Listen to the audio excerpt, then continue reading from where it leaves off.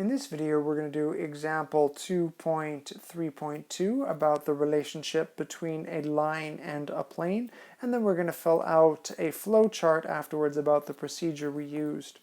So let's review quickly what we saw in a previous video, the possibilities for the position of lines and planes. Line can be parallel. The line and the plane can be parallel. The line can be contained in the plane, and the line and the plane can be intersecting. And we saw that examining the dot product immediately identified one of these cases. If the dot product of the direction vector and the normal vector is non-zero, then the line and the plane are intersecting. If the direction vector and the normal vector dot to give 0, well, then we have to go a little bit further. We have to examine what is happening with the point P on the line. If the line and the plane are parallel, then P will not satisfy the equation of the plane. And if the line is contained in the plane, well, then P will satisfy the equation of the plane.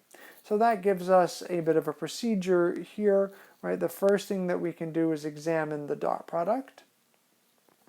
And if we need to do a follow-up, we'll examine what happens to the point P relative to the equation of the plane.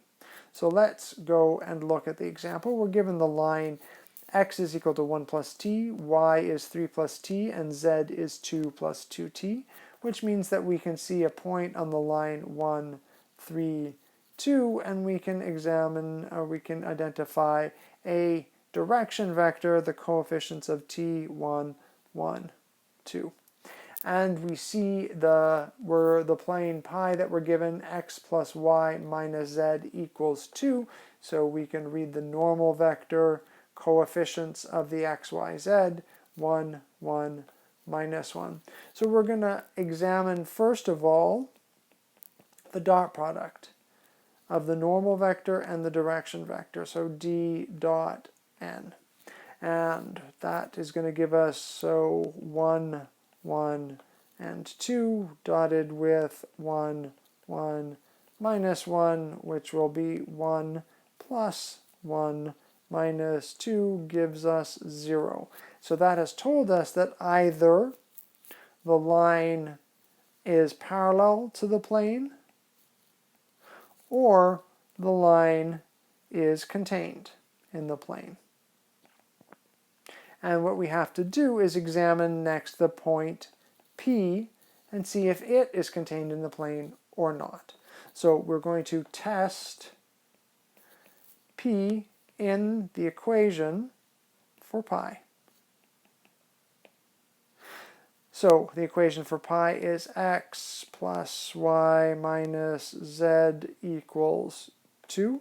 We're going to look at point P, which is the point 1, 3, 2, and plug that in. So 1 plus 3 minus 2, 4 minus 2 gives us 2. So indeed, the point P is in the plane. That means all the points are in the plane, which means that our line is contained, our line L is contained in our plane pi.